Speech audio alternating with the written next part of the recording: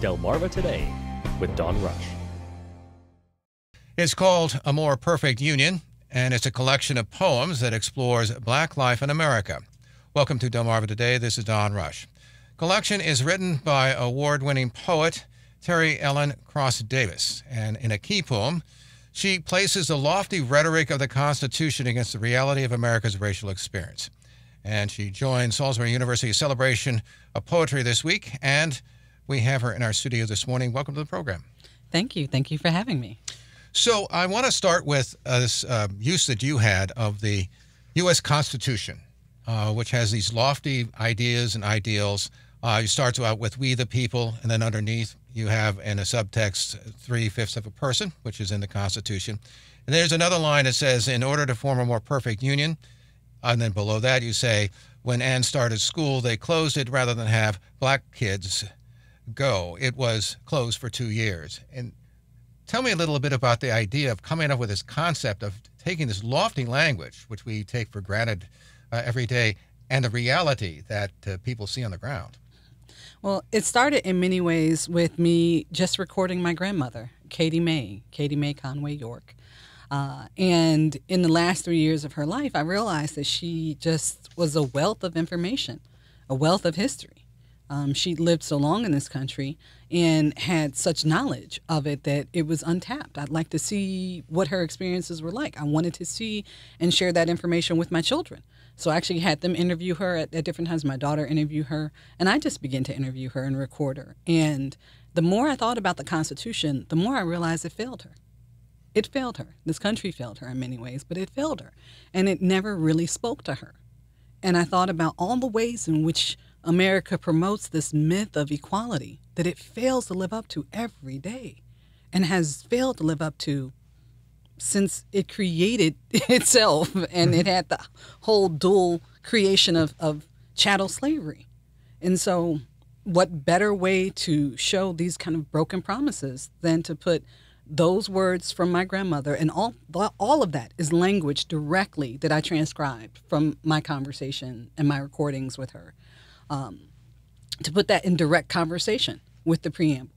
To say, okay, from the very beginning, from the very first words that came from the pen to the paper about how this country could be or should be, it failed her. Because one of the things that strikes me is that we have the Declaration of Independence, which has those embedded words about all men are created equal, and this concept of equality on the one hand. But clearly when it came to writing the Constitution and obviously treating African Americans and Africans who were being brought over as slaves, that was not the case. But it was a limited idea. But it seemed to then grow over time, even as it did, I guess, haphazardly. Yes. It grew only as an amendment here or an amendment there. And I feel like an amendment is not really a significant way to say that it's intentional. And I like for that kind of equality to be intentional in the Constitution. I'd like for that language and that inclusivity to be at the forefront of thought when the language comes together for what a Constitution should be. I mean, if we really look at it, we are dealing with Constitution 1.0, and other countries are on Constitution 4.0. So there's no reason why this document has to stay the way it is. It's time for it to be, it's time for the remix. It's time for a new program. It's time for a new wave of ideas to come into this document, or if not, just to recreate it. Because I guess the ultimate attempt to bring those equality words that Jefferson wrote was the 14th Amendment, which, right? But even there, you had sort of a moment in which, yes, there was some breakthrough, but then the country sort of closed back up by 1876. Right. You know, you go through the Reconstruction era, you go through Jim Crow, you go through civil rights, and we're here now, the Black Lives Matter movement. You know, all of these movements have been saying the same thing, but only has progress happened incrementally. And that's wrong. You know, it just is. And there doesn't need to be some sort of jury to come up with an idea, but that's just wrong. You know, people have been shouting for equality from the very beginning of this country. And for some reason, the shouts of black people go unheard. Because you have another poem, I guess the poem suggests revolution, in which you say, America, let us pen a new document, not a perpetual union, but a chokehold removed. As a black throat breathing freely is a self-evident truth. Let these lines be facts. Do you think we can do that? I hope that we can. I know that we have the ability to do it. I just don't know if we have enough of the will to do it. Do you think that it requires a rewrite or merely an reinterpretation of these founding documents? And I feel like it's almost sacrilegious to say it. Go ahead. I really would like, and I've had this idea for a while, I would love for poets to rewrite the Constitution. We understand the weight of the language. We understand the baggage in the language. And we can create language that is more inclusive. And I think that would be ideal to me. I would love a rewrite of the Constitution where women didn't come as a second thought and Black people didn't come as a second thought, where equality was first and foremost out of the pens and the mouths of the creators of that document. One of the things you write, I guess it's the final poem about a more perfect union. And you say, when I say America, I mean white people. You need a new name. And then you go on to say, evolution is upon us. I'm cognizant of the fact that, I guess by 2042, white people will no longer be a majority. In 1980, for example, when Ronald Reagan was elected, 85% of the electorate was white. Now it's down to about 70% and decreases every year. Do you think we're on the precipice of a major change then in terms of this country? And is it having difficulty, I guess, coming to grips with that inevitable change? Or are demographics destiny? I think in many ways demographics are destiny, but I also think that those in power remain in power. And that's why, like in this poem suggests revolution, I say, I read the fine print on you, America. We can make and acknowledge all these changes in one way, but those who are in power are still in power. And that's normally white men, you know, and that's what needs to be changed. That's the change that has to occur. You can make all these changes on all these lower levels and lower rungs of the ideas of society, but until we change those in power, then we're not having real change. I think those in power have to divest themselves of the idea that it's a noblesse oblige, that they are the ones who are created to rule and have a judicial power and are just, because we're now seeing that it's not. Like there are these bubbles. There's privilege that is not questioned and that needs to be questioned, that needs to be interrogated. And so until we change those who run the things, you know, the institutions, colleges, the universities, the organizations, then we're not really seeing change. One of the things that strikes me is that because we're sort of on the precipice of this thing, there's a great deal of pushback. Obviously, there are political leaders, and they use this idea that somehow white people in general are going to be losing out. And what do you say, though? We've been talking a bit about those people in charge, but what observations do you have about those people who might have, say, for instance, supported Donald Trump or many other conservatives who see their world changing in a way that they don't like or they perceive they don't like? What do you say to them, and how do we get cross that divide? What is the use of power without humanity? And that's my question. You can have all this power, but if you can't see people, if you can't see human beings as human beings, then really what kind of life are you living? What have you been robbed of? That's what I would ask.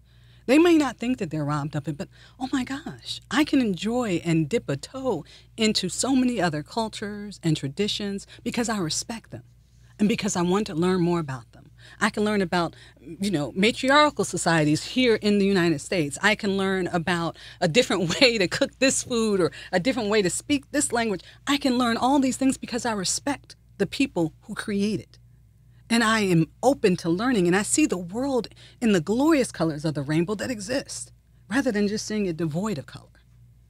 And so there's a loss of humanity in the whole idea of white supremacy to me. And we were just talking about the history of lynching and the last man who was lynched here in Maryland.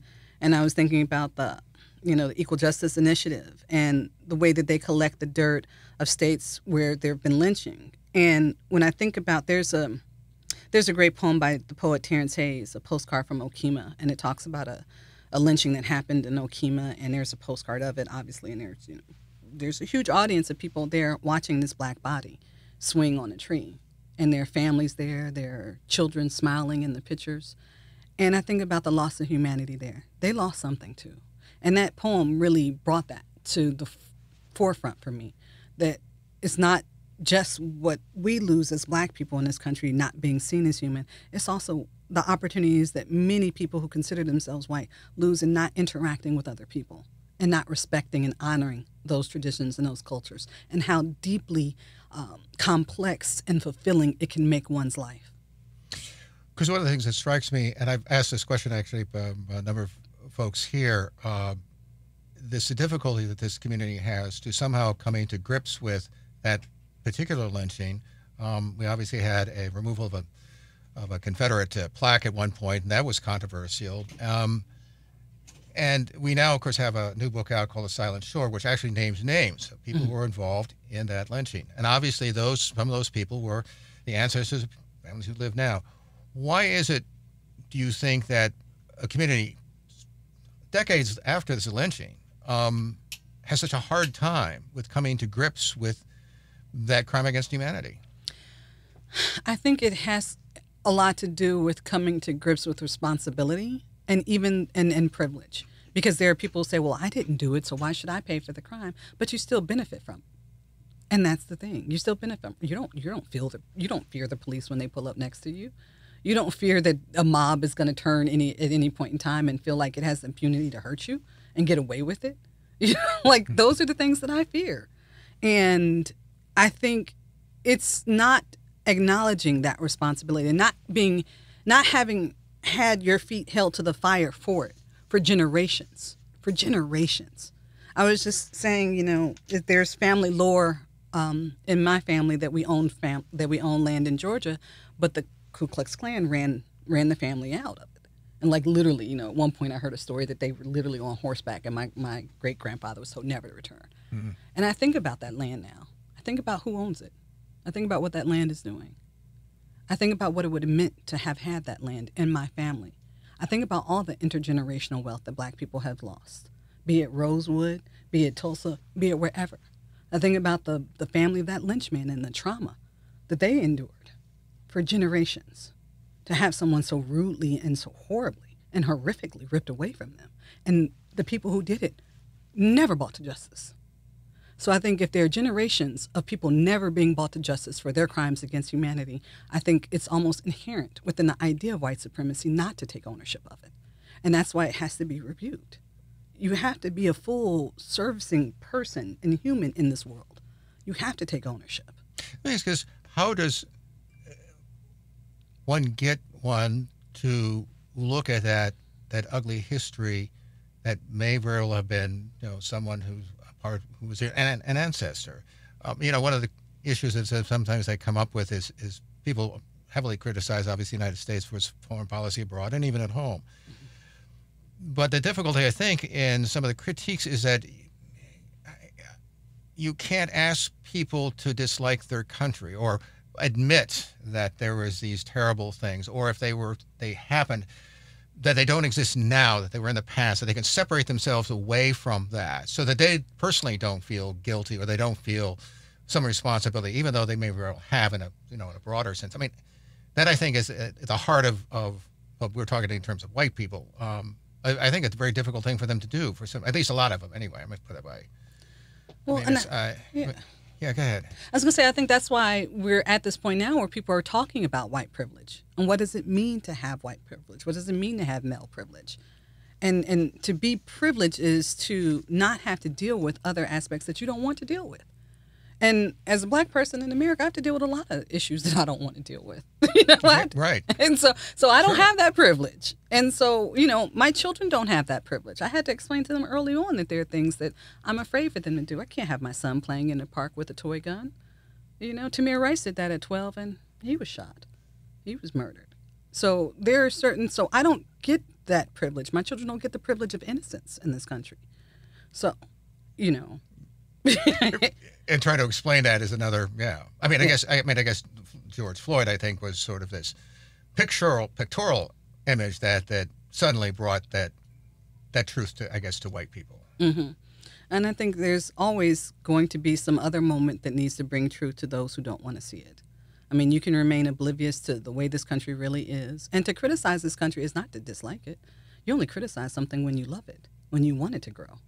And I want this country to grow. I've invested too much. There's too much black blood that's been spilled for this country to be where it is right now, for me to feel like I can't criticize it. I should be the main one criticizing it. I've invested a lot into this country. My people have invested a lot to make America America. And so our voices of criticism should be heard often and loudly and listened to. Rather than ignored and batted to the side and said, "Oh, you're just angry," or whatever excuse people give for not wanting to hear the truth.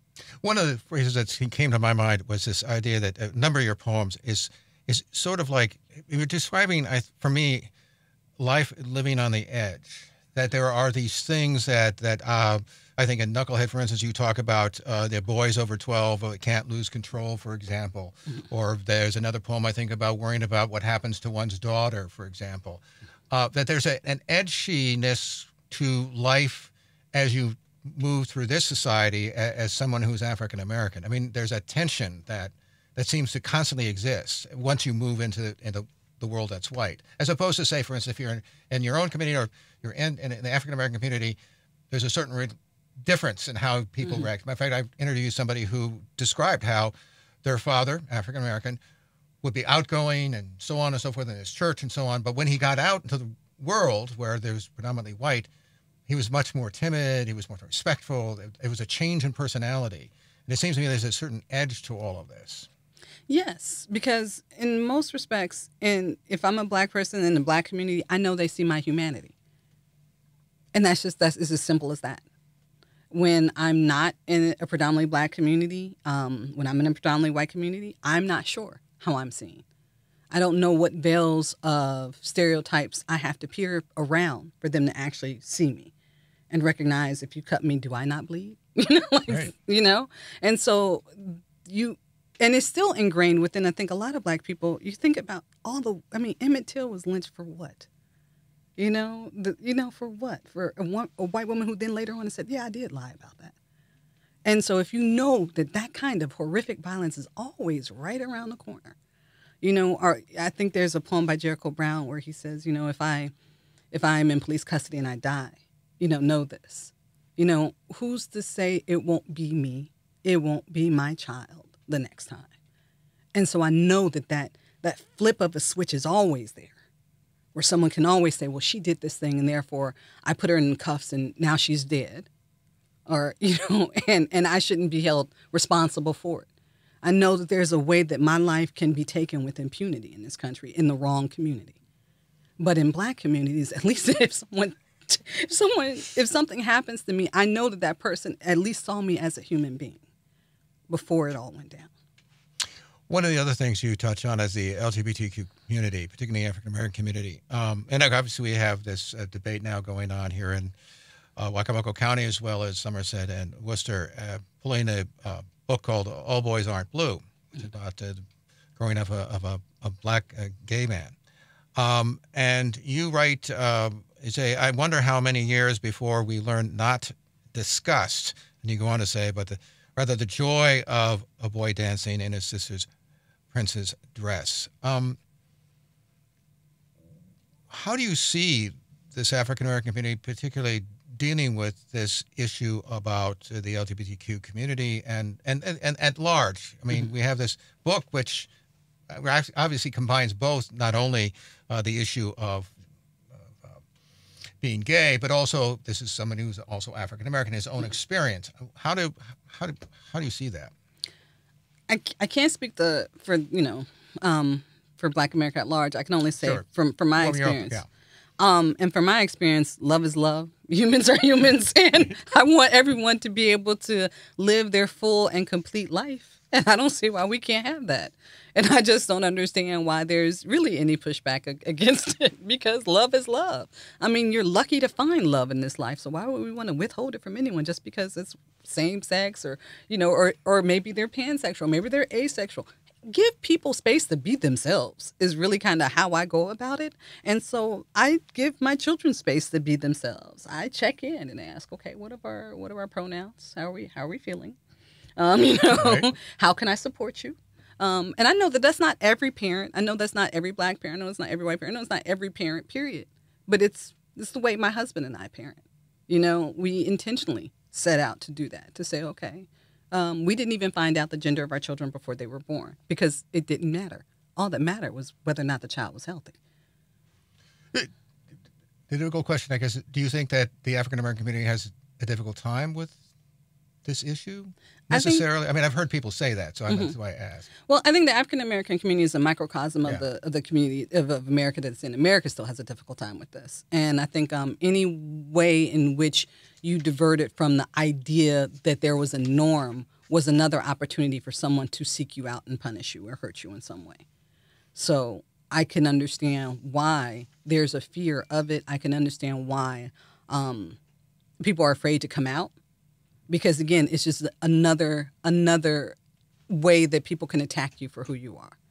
And I just wish it weren't so, but wishes were horses, But I just think that there's more education on that front that will allow people to understand that, again, it's not like any of this is new. People have felt this way. People have felt, too gendered. People have felt, attractions to same sex for eons, for as long as they've been human beings. Right. So there really should be no reason to hold this against anyone. It should be something that should be celebrated. Again, like I said, love is so hard to find. Why would we really want to hold people back from loving someone? So, the other thing, the one that struck me was "Thank You, Jesus," and it seems as if this is giving a thanks to the fact that something didn't happen, right? Mm-hmm. I mean, I think that the quote I got here is that "Thank you, Jesus," is a sweet needle that gathers the fraying thread, hemming security in steady stitches. Mm-hmm. I mean, it sounds like I got through another day. And I guess, I mean, obviously in this particular case, it's religious, although I suppose it goes beyond that. They're just, and grabbing onto perhaps this particular phrase. Well, the funny thing about that poem is it's about my issues with religion. Right. Well, yeah. Okay, because it's the lyrical martyr of my dying faith. I grew up within the church, but I'm not, I don't attend church now. I haven't taken my children to church. And it's just, I have issues with the whole idea of like traditional Christianity and the patriarchy that's embedded within it. And so with those issues, I recognize that for a lot of generations, believing in the hereafter was a way to get through the hell of now. But I don't want to get through the hell of now. I want the hell of now to be my hereafter. I want my heaven on earth. I want the country I was promised, that more perfect union. And I'm willing to hold feet to the fire to get it. And so I don't want to, and I'll backtrack to say that I also know that Christianity was something that was, that many slave owners wanted in their enslaved population because it taught them to think about that hereafter, that they would just get all their just desserts after death. But meanwhile, those people who actually owned people got their just desserts during this life. So why can't I have the same? So I mean, it does seem as if religion, and Christianity in particular, which got absorbed in the African American community, it does seem to have been at least some kind of emotional easement of the kind of terror and fears and so on that they faced all generation after generation. I mean, it does seem as if as an emotional support, maybe. Right, and it did. Stony the road we trod, better the chastening rod. Hope is, got us this far. And I'm quoting the Black anthem. But nonetheless. Yeah, but so I recognize the role and the power of faith. Oh, I do recognize the power of faith. I recognize the power in belief. And that how, if you have something you can hold on to, that you can tether your soul to in this life that helps you get through the pain. That's why I don't look down on anyone. Like, people believe what you need to believe to get through each day. It's pretty much the way I think about it. Believe what you need to believe. But for me, I know my beliefs are different. They're just different. So in terms of looking at the future, there does seem to be a lot of changes going on, certainly on the surface in any event. I'm a big consumer of commercial television, so I see all these television programs. One of the things that really struck me is that they got all these shows, by the way, about fire stations. And in every fire station, lots of people, they're African Americans, they're women, they're Hispanics, they're gay people. I mean, on it goes. What do you make of that? Because, I mean, when I was growing up, which was many years ago, Julia was like, oh my gosh, the first African American woman character to be principal in a series. I mean, what do you make? Is this culture changing, and does that reflect what's going maybe on underneath, or? I think it's a reflection. There have been, I'm sure there have been black firefighters and women, so it's a reflection of the society that we are aspiring to be, perhaps. And that's good, because then if you can show people who maybe are not in an environment where they have that kind of integration, where they have that kind of cultural diversity, that they can look out their window or go to their school or go to the hospital and see, if you can show people that all people of all races and cultures can exist, can coexist, with humanity at the forefront of how we treat each other, then perhaps it becomes less of a myth, less of a dream, and more of a reality. But I think that we have to see it to believe it. And then also representation matters. It matters for the little kid who sees, Mae Jemison and says, okay, I'd like to become an astronaut too. Mm-hmm. It matters, because then you think, if I see someone else do it, I can achieve it too.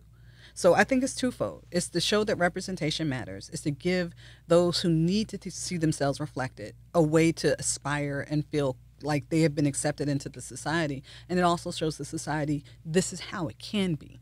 If you can just let go of your prejudice, of the idea of white supremacy, if you can let go of these things, we can have this harmonious society. Are you optimistic about where we're going? I mean, obviously we're going through a very difficult time, which could be transitional in the sense, obviously, there's this pushback, as always there is. I mean, we saw it certainly after Reconstruction, as it were, but although we're in a much different place. But and with obviously the changing demographics, are you optimistic that we're on that path, no matter how difficult it might be, or bumpy for that matter, in the immediate future? I think hope, and my relationship with hope, is an ongoing challenge. Yeah.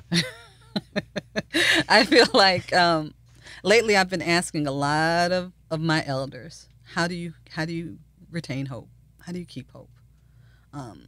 Because I now see how one can feel as if you become jaded, because you see the cyclical nature of the politics and of the cultural politics and the waves and the pushback, like you said, because for every step forward, there seems to be a pushback to take you 2 steps back. Right. And so how are we really making progress? And yes, I guess if I look at the long term, I'm hopeful. I'm hopeful in the generation that I see coming up and how they're being taught. But at the same time, I'm also seeing kids, or hearing of kids, who are also being taught to be racist too. So it's like, how do I combat that with my children who are learning the Constitution and at the same time learning which Constitution writers held slaves? Right. Because that's not the way I learned the Constitution. Those founding fathers, and emphasis on fathers. In many ways, yes. Right. We were just taught like they're almost holy.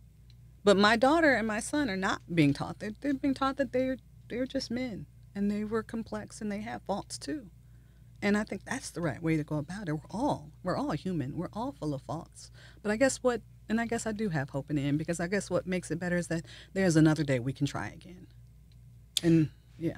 I mean, if there's no hope, then what's the point? Right. Then it would be, what would be the point of me having children? Right, or writing poems. Yeah, but I try and keep it in mind. I try and keep it up in my sights. I try and lift my hand up to it, and recognize there's some heat giving off the idea of it, and that at some point maybe it'd be enough heat to warm us all. We were speaking with Teri Ellen Cross Davis, award-winning poet, and about her new book called A More Perfect Union. And we appreciate you taking the time to sit here and talk with us about your book. Thank you. This has been Delmarva Today. I'm Don Rush. Thanks for listening.